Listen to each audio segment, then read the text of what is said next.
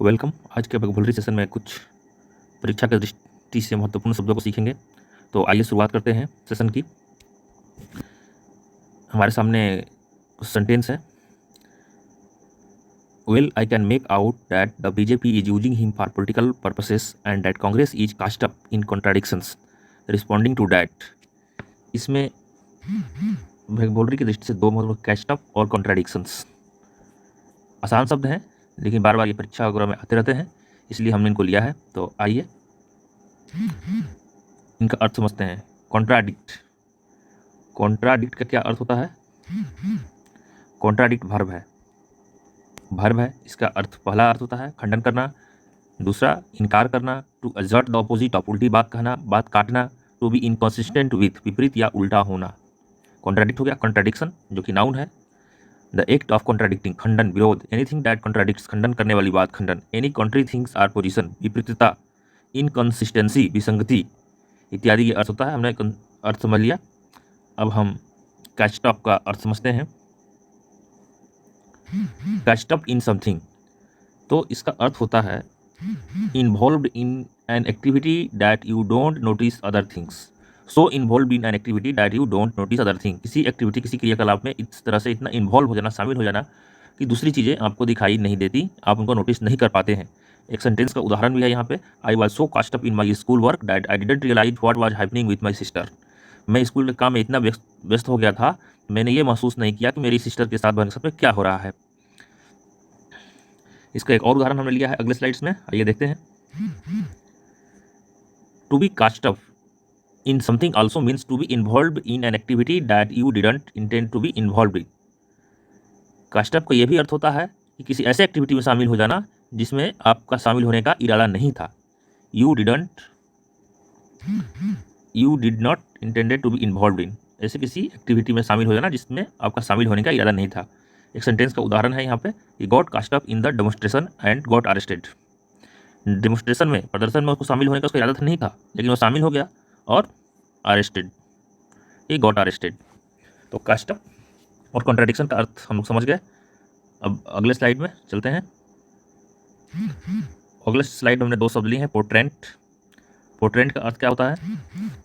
कई बार कंफ्यूज हो जाते हैं। पोर्ट्रेंट का अर्थ होता है, नाउन है ये, तस्वीर, चित्र, ए पेंटिंग और photograph, a description in word, शब्द चित्र, पोर्ट्रे टू डिपिक्ट पिक्चुरली, चित्रित करना, चित्रण करना, चित्र बनाना, टू डिस्क्राइब इन वर्ड, शब्द चित्र प्रस्तुत करना। पोर्ट्रे जो वर्ब होता है, पोर्ट्रेंट नाउन है और पोर्ट्रे वर्ब है। टू डिस्क्राइब इन वर्ड, शब्द चित्र प्रस्तुत करना, टू प्ले द रोल, भूमिका निभाना और अभिनय करना, ये इसके अर्थ हो गए। और आगे चलते हैं हम।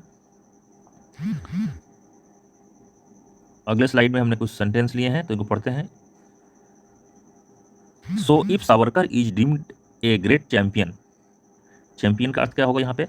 Champion of India's freedoms, his India is not the India our forefather struggled for, nor is it the country enshrined in our constitution. तो दो शब्द हैं इसमें, चैंपियन और इंश्राइन का अर्थ समझेंगे इन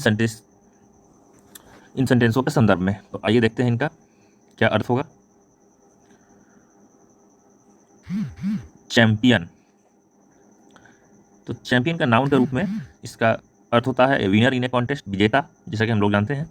ए player or team who has defeated all other in a competition, सर्वविजेता, champion. दूसरा अर्थ में, तीसरा, one who fight for an another person or cause, पक्षधर, समर्थक, जो दूसरे के लिए लड़ाई करता है, लड़ता है, पक्षधर, समर्थक इत्यादि के अर्थ में इसका प्रयोग होता है। एडजेक्टिव के रूप में जब इसका प्रयोग होता है तो उत्कृष्ट होता है, एक्सेलेंट। यदि वर्ब के रूप में यूज होता है तो सहायता या समर्थन करना होता है, दिखाना होता है। नाउन में विनर इन ए कॉन्टेस्ट, विजेता हो गया, सर्वविजेता हो गया, चैंपियन हो गया, पक्षधर, समर्थक, one who fight for another person or काज।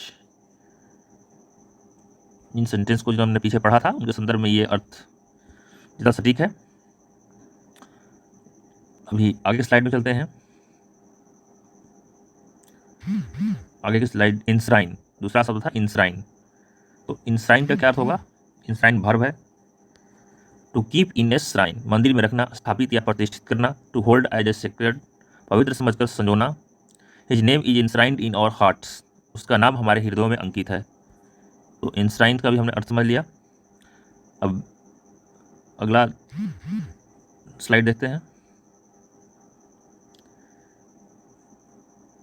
ये कुछ सेंटेंस लिए गए हैं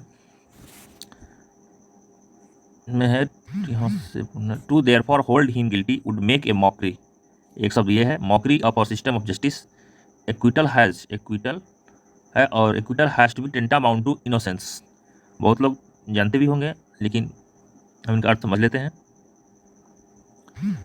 मॉकरी क्या है? नाउन है डिरीजन, उपहास, हंसी। मॉकरी का अर्थ होता है ए पर्सन और थिंग दैट इज मॉक्ड। हंसी का पात्र, हंसी का पात्र मॉकरी। उपहास हंसी, उपहास होगा यहाँ पे। अब अगला देखते हैं इसी का शब्द। जो अगला शब्द है एक्विटल। एक्विटल का अर्थ होता है द एक्ट ऑफ एक्विटिंग, दोष मुक्त या बरी करने की क्रिया या भाव, दोष मुक्ति। एक्विटल डिस्चार्ज, रिलीज, रिहाई, छुटकारा, निस्तार। और ये नाउन है। तो एक्विटल का भी अर्थ हमने समझ लिया। आगे चलते हैं हम। अगला शब्द है हमारे सामने टेंटामाउंट। टेंटामाउंट भी बहुत बार आता है। टेंटामाउंट एडजेक्टिव है। इसका अर्थ होता है हैविंग इक्वल फोर्स, वैल्यू और इफेक्ट, बराबर और समान। पहला अर्थ हो गया। टेंटामाउंट टू, के बराबर, यानी जो हमने पिछले सेंटेंसेस को पढ़ा था उसमें टेंटामाउंट टू के बराबर होता है। यदि हम पीछे जाते हैं, tantamount to innocency, acquittal has to be tantamount to के बराबर। के बराबर की अर्थ में यहाँ पर होगा।